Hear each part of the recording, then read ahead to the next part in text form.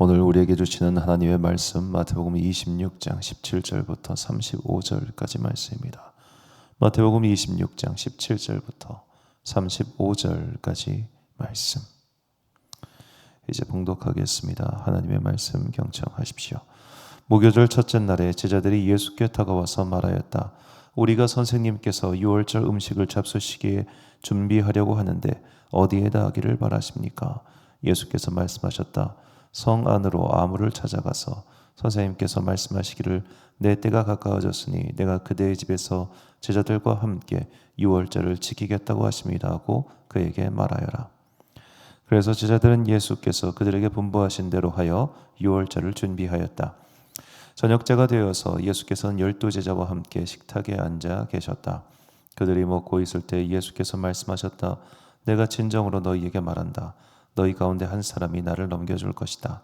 그들은 몹시 걱정이 되어 저마다 주님 나는 아니지요 하고 말하기 시작했다. 예수께서 말 대답하셨다. 나와 함께 이 대접에 손을 담근 사람이 나를 넘겨줄 것이다. 인자는 자기에 관하여 성경에 기록되어 있는 대로 떠나가지만 인자를 넘겨주는 그 사람은 화가 있다. 그 사람은 차라리 태어나지 않았더라면 자기에게 좋았을 것이다. 예수를 넘겨줄 사람인 유다가 말하기를 선생님 나는 아니지요 하니 예수께서 그에게 내가 말하였다 하고 대답하셨다. 그들이 먹고 있을 때 예수께서 빵을 들어서 축복하신 다음에 떼어서 제자들에게 주시고 말씀하셨다. 받아서 먹어라. 이것은 내 몸이다. 또 잔을 들어서 감사기도를 드리신 다음에 그들에게 주시고 말씀하셨다. 모두 돌려가며 이 잔을 마셔라. 이것은 죄를 사하여 주려고 많은 사람을 위하여 흘리는 나의 피 곧 언약의 피다. 내가 너희에게 말한다. 이제부터 내가 나의 아버지의 나라에서 너희와 함께 새 것을 마실 그날까지 나는 포도나무 열매로 빚은 것을 절대로 마시지 않을 것이다. 그들은 찬송을 부르고 올리브 산으로 갔다. 그때 예수께서 제자들에게 말씀하셨다. 오늘 밤에 너희는 모두 나를 버릴 것이다. 성경에 기록하기를 내가 목자를 칠 것이니 양떼가 흩어질 것이다 하였다. 그러나 내가 살아난 뒤에 너희보다 먼저 갈릴리로 갈 것이다. 베드로가 예수께 말하였다. 비록 모든 사람이 다 주님을 버릴지라도 나는 절대로 버리지 않겠습니다. 예수께서 그에게 말씀하셨다. 내가 진정으로 내게 말한다. 오늘 밤에 닭이 울기 전에 내가 3번 나를 모른다고 할 것이다. 베드로가 예수께 말하였다. 주님과 함께 죽는 한이 있을지라도 절대로 주님을 모른다고 하지 않겠습니다. 그리고 다른 제자들도 모두 그렇게 말하였다. 아멘. 욕망은 편을 가른다라는 제목으로 하나님의 말씀 선포하겠습니다. 자, 영화들 중에 이제 예전 영화긴 한데 도둑들이라고 하는 영화가 있습니다. 한국 영화에서 그 1000만 넘은 영화죠. 그 도둑들이라는 영화를 보면 등장인물이 굉장히 많은데 이 등장인물이 아주 중요한 보물을 하나 훔치기에 이제 협력을 합니다. 협력을 할 때 이 각자 내부에서 생각들이 달라요. 한국 사람끼리도 다르고 중국 사람끼리도 생각이 다릅니다. 자, 보석을 탈취하는 것까지는 협업을 하지만 탈취 이후에 그것을 어떻게 처리할 것인가, 내가 가질 것인가, 네가 가질 것인가를 가지고 내부에서 그 일로 배신을 하고 때리고 뭐 그런 일이 벌어지는 작품이죠. 자, 영화에서 흔히 볼 수 있는 뭐 그런 이야기식 구성이기도 합니다만 이것은 우리가 세상에서도 볼 수 있습니다. 아니 많이 봅니다. 자, 아직 욕망이 구체화되어 있지 않을 때, 아직은 성공의 가능성이 굉장히 희미할 때는 사람들은 굉장히 쉽게 협력합니다. 그러나 이제 성공이 목전에 다가왔을 때, 열매가 눈앞에 아른거릴 때, 그때부터는 서로 그 열매를 조금이라도 더 가져가고자 각축전을 벌이기 시작하죠. 그래서 전쟁사 같은 걸 보면 처음에 적들이 쳐들어왔을 때는 다 같이 힘을 합쳐서 적과 싸우고 혹은 적과 싸울 때는 처음에는 다 그렇게 합니다. 그런데 이제 좀 있으면 승리할 것 같아요. 그럼 그때부터 공을 다투기 시작합니다. 내가 더 잘했네, 네가 더 잘했네. 이 마지막 여기를 점령해가지고 여기다 깃발을 꽂은 사람은 누구냐? 뭐 이런 식으로 말이죠. 자, 욕망이 보이지 않을 때는 협력을 하지만 욕망이 구체화됐을 때 사람은 협력하는 게 아니라 경쟁합니다. 그래서 욕망은 필연적으로 편을 가르게 되어 있습니다. 자, 오늘 본문도 우리가 이제 예수님의 순환의 이야기를 본격적으로 시작하는데, 이 순환의 장면 직전 예수님께서는 제자들과 유월절 만찬을 가지십니다. 그런데 이 유월절 만찬을 가질 때 이미 제자들 공동체 내에 제가 해석할 때 균열이 있는 것을 오늘 우리는 본문 속에서 발견할 수 있습니다. 본문 21절과 22절 말씀입니다.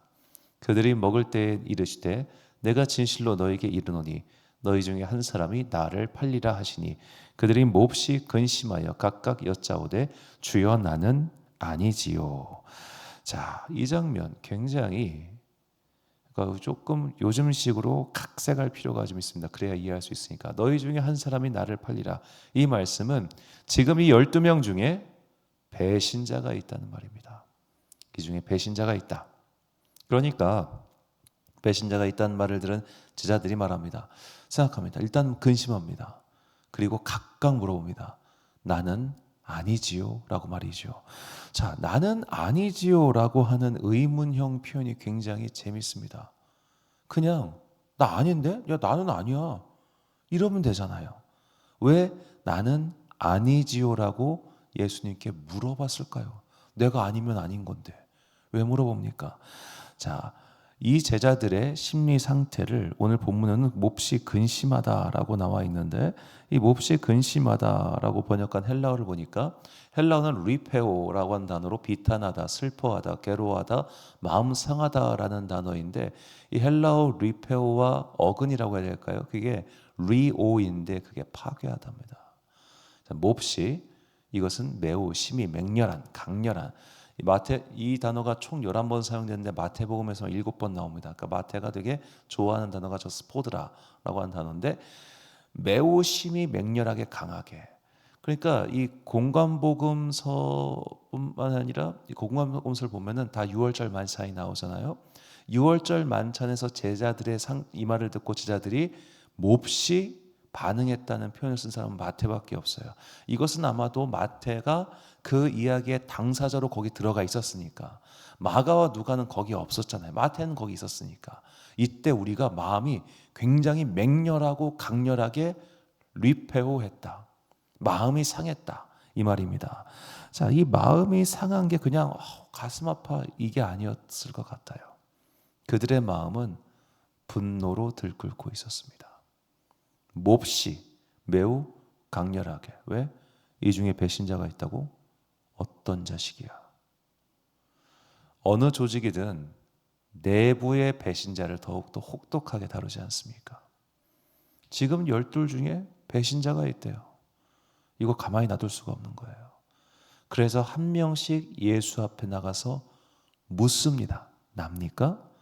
이 말은 예수님의 입을 통해서 나머지 12명에게 공증처럼, 그러니까 그 일종의 누명을 벗는 그런 과정인 거죠. 예수님, 저는 아니죠. 너는 아니야. 이 말을 들어야 되는 겁니다. 너는 아니야. 너는 아니야. 너는 아니야. 바로 너야. 라는 답이 나올 때까지 그들은 말합니다. 자, 그래서 예수님 말씀하신다. 나와 함께 이 잔에 대자에 손을 넣는 자가 범인이다. 다 같이 손 씻는데 그것도 어떻게 알아요? 그러니까 예수님께서는 이 대답 안에, 이 문답 안에 누군가를 특정하지는 않으세요. 하지만 그들의 마음속에 돌을 던져 놓으십니다. 자, 그 돌은 그 공동체 내에 서로가 서로를 의심하게 만듭니다. 서로가 서로를 맹렬하게 화가 나게 만들었습니다. 예수님은 왜 그러셨을까요? 그리고 그들은 왜 이렇게 맹렬하게 마음에 뭔가 부글부글 끓었을까요? 그들의 욕망 때문입니다. 자, 예수님의 예루살렘 입성은 우리가 전체 이야기를 아는 입장에서는 이제 예수님의 고난으로 가는 하이라이트입니다. 그러나 당대의 사람들이 볼 때는 고난으로 가는 하이라이트가 아니라 영광으로 가는 하이라이트였어요. 누가복음 19장 37절부터 38절까지 말씀 보니까 이미 감람산 내리막길에 가까이 오심에 제자의 온 무리가 자기들이 본 바 모든 능한 일로 인하여 기뻐하며 큰 소리로 하나님을 찬양하여 이르되 찬송하리로다. 주의 이름으로 오시는 왕이여 하늘에는 평화요 가장 높은 곳에는 영광이로다 하니. 자, 예수님께서 예루살렘에 입성하셨을 때 호산나를 외치던 이들은 누구였냐? 제자들이었습니다. 제자들. 갈릴리에서부터 따라온 온 무리가 이거를 들고 와 했던 거예요. 혹은 그 예루살렘 주민들 중 예수님의 소식을 들었던 사람들 일부가 나와서 와. 자기들 잔치하고 있는 겁니다. 왜 자기들 잔치를 했을까요? 이제 드디어 우리가 바라던 소망이 성취되는 날이기 때문에, 드디어 영광의 트로피를 얻는 날이기 때문에. 그래서 이 직전에 어떤 일이 벌어졌습니까? 세베대의 두 아들을 두고 그 엄마가 찾아와가지고 얘 오른쪽 얘 왼쪽 이걸 했던 게 바로 이런 배경이 있었기 때문입니다. 이제는 3년의 고생이 수확을 거둘 때입니다. 이제는 예수님을 묵묵하게 따라왔던 것들에 대해서 보상을 취할 때입니다. 이제는 점령군처럼 저거를 점령하면 되는 때입니다. 마지막 과실을 취할 때가 되니까 서로 내부 경쟁, 내부 견제, 둥시에 두 개 다 이루어지면서 네가 더 가져갈 거야, 내가 더 가져갈 거야, 이런 마음에 부풀러 올랐겠죠. 그런데 예수님께서 이들의 기대에 배신하시는 겁니다. 왜? 가셔가지고 한 게 없어요. 우리가 예수님의 고난 중의 행적을 보면 첫날에 들어가서 성전 정화 사건, 자, 우리가 성전 정화 사건이라고도 말을 하긴 합니다만 그 당시 예루살렘 성전이 축구장보다 더 큰 크기였단 말이에요. 그 축구장, 뭐 우리가 스포츠 경기장 가보면 알겠지만 그 안에, 경기장 안에 여러 그 음식점이나 이런 게 많지 않습니까? 그런 거 정리한다고 해서 그게 정화가 됩니까? 안 돼요. 거기에 있는 환전상들 몇 명 쫓아냈다고 해서 성전이 깨끗해지는 게 아닙니다. 이건 상징적인 행위죠. 실질적인 행위가 아니라. 자, 그런 상징적인 행동을 하실 때까지만 해도 그래, 이제 예수님께서 일단 먼저 성전부터, 그 다음이 없어요. 그 다음에 성전에 나가셔가지고 바리새인 서기관들과 논쟁하세요. 이미 논쟁은 앞에서도 많이 했어요. 근데 왜 여기서 굳이? 제자들이 바라는 건 혁명입니다. 갈릴리에서도 온 무리가 기대하는 것은 정권이 뒤바뀌고 로마가 떠나고 과거 이제 하스몬 왕조의 영광처럼 그 유대인의 독립나라가 이루어지는 것, 그리고 그 영광스러운 나라에서 우리가 그 주의 날을 보는 게 이들의 소망인 거예요. 다윗의 왕권이 회복되고 정말로 이둠의 왕권이 아니라 다윗의 왕권이 회복되는 그런 걸 보고 싶었던 거예요. 그런데 전혀 군사적인 조치도 없어. 그렇다고 권력자들과 만나가지고 야 너는 뭐하고 너는 뭐하고 해가지고 쟤들 몰아내자, 이런 움직임도 없어. 옛날이랑 똑같아요. 예수님의 행동은. 예루살렘 오시기 전과 후가 다를 게 없어요. 역시 거기서도 말씀 가르치시고 잘못된 거 지적하시고 그렇게 하시는 거예요. 분위기가 이상해집니다. 이거 뭐지? 이거 아닌데? 좀 이상한데? 자, 원하는 욕망이 눈앞에 있으니까 예수님의 행동이 거슬리기 시작합니다. 내부 분위기가 당연히 안 좋아졌겠죠. 제자들 내 분위기가 이제 이상합니다. 왜 그러시지? 이상한데? 이러시면 안 되는데? 그때 예수님이 여기까지 폭탄을 던지시는 거예요. 너희 중에 배신자가 있다. 그러니까 야 지금 와서 배신하겠다고? 너 좀 제정신이야? 이렇게 서로 맹렬하게 물어뜯으려고, 색출하려고 눈에 부글부글 끓고 있는 게 지금 본문의 제자들의 상황이에요. 이 사람들은 지금 완전히 엉뚱한 행동을 하고 있는 거죠. 왜 이런 엉뚱한 행동을 하겠습니까? 욕망이 눈을 가리고 욕심이 귀를 막아버렸기 때문입니다. 이미 앞서 예수님께서 하신 다 말씀하셨습니다. 생각이 나질 않아요. 내 욕심 앞에서, 내가 원하던 그 욕망 앞에서 아무것도 들리지 않는 겁니다. 그래서 그들은 이 유월절 만찬, 예수님께서 그토록 바라신 유월절 만찬 직전에 이렇게 분열된 마음으로 만찬장에 함께하고 있는 겁니다. 저는 예수님께서 굳이 밥 먹기 전에 이런 불편한 이야기를 왜 하셨을까, 이런 상상도 해봤습니다만, 이건 예수님은 제 생각입니다. 제자들의 실태를 보여주신 거예요. 너희들 지금 이런 상태야. 너희들 지금 서로 의심하고 분열하고 싸우려고 하는 그런 상태야. 욕망의 눈이 어두워진 상태야. 나의 몸과 나의 피를 먹기 전에 너희는 그것을 깨닫고 와야 돼. 그리고 이것을 함께 먹을 때 너희 안에 진정한 연합, 화합, 하나됨이 이루어질 거야.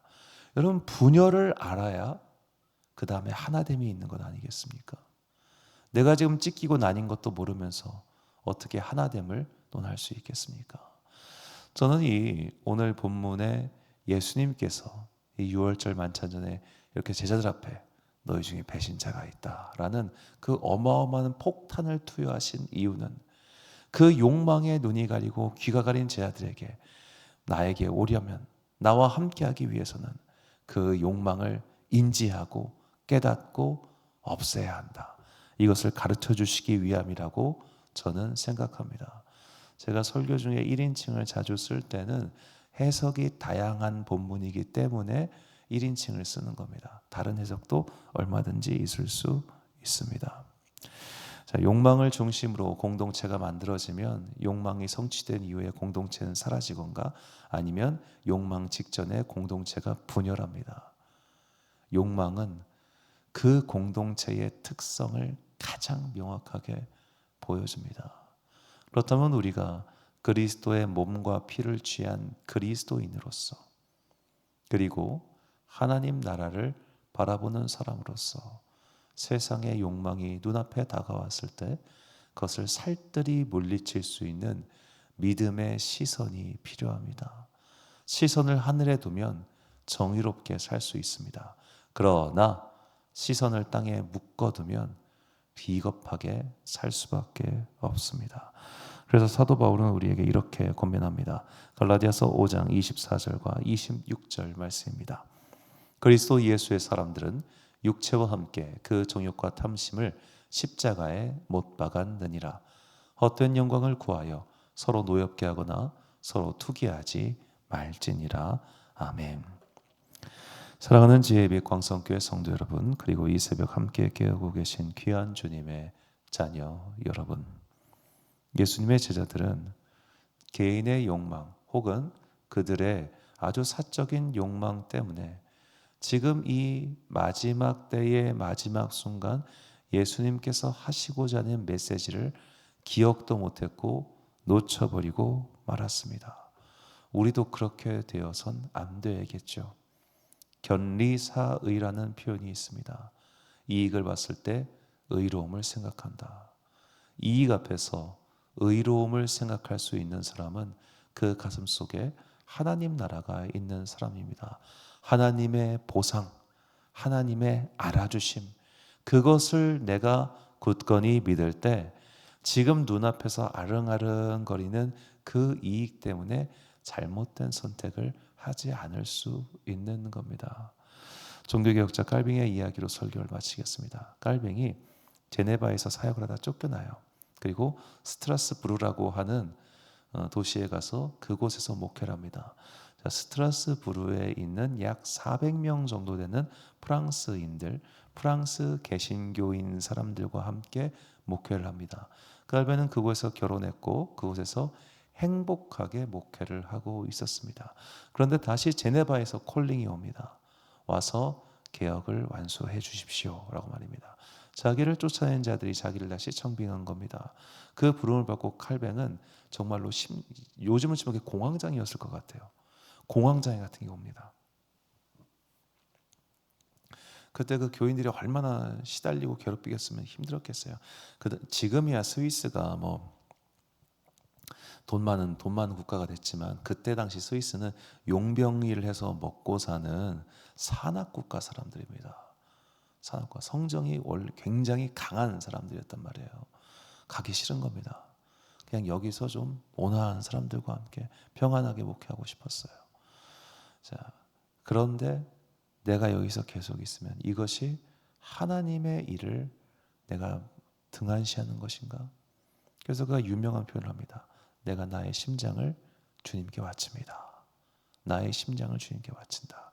이게 애니메이션에 나오는 게 아니에요. 칼뱅의 말입니다. 내 심장을 주님께 바치는 마음으로 내가 다시 돌아갑니다 라고 하죠. 이게 목회자가 청빙지, 그러니까 교역지를 구할 때 선택해야 되는 기준이라고 저는 생각합니다. 이로움이 아니라 나의 심장을 주님께 바친다는 마음으로. 그리고 가가지고 고생 많이 하죠. 자식도 태어나자마자 죽고 부인도 죽고 혼자서 낑낑거리고 살다가 본인도 50대 중반에 죽고. 자, 그런 삶을 바라보면서 우리는 참 우리 따지는 것도 많고 이것도 갖고 싶고 저것도 갖고 싶어 하는 거 많고 그렇게 살고 있구나, 그 생각을 참 많이 합니다. 자, 믿음의 선배들이 걸어갔던 그런 이 의로움, 그러니까 자기의 이익 앞에서, 욕망 앞에서, 욕심 앞에서 하나님을 바라봤던 그 믿음을 우리가 잊지 말고 우리 또한 용기를 내어 하나님 나라의 보상을 바라보며 이 삶 가운데 의미 있는 발걸음을 걸어가는 그런 여러분과 제가 되시기를 주의 이름으로 축원합니다. 기도하겠습니다. 사랑과 은혜가 풍성하신 아버지 하나님, 참으로 감사합니다. 주님께서는 욕망에 눈이 뒤집혀 버리는 제자들에게 폭탄을 던지셨습니다. 그들로 하여금 그 만찬전에, 그 거룩한 만찬전에 자신들의 욕망을, 내면을 돌아보기를 원하셨기 때문입니다. 주님, 우리 또한 이 세상의 성공을 향해 달려가는 발걸음을 멈추고 이 세상에서 남들보다 더 많이, 더 높은 곳에 올라가려고 하는 욕망을 잠시 잠깐 내려놓고 오늘 나에게 원하시는 하나님의 뜻이 무엇인지 분별하고 그 뜻을 향하여 한 걸음 한 걸음 뚜벅뚜벅 나아갈 수 있는 믿음의 사람들 되게 하여 주옵소서.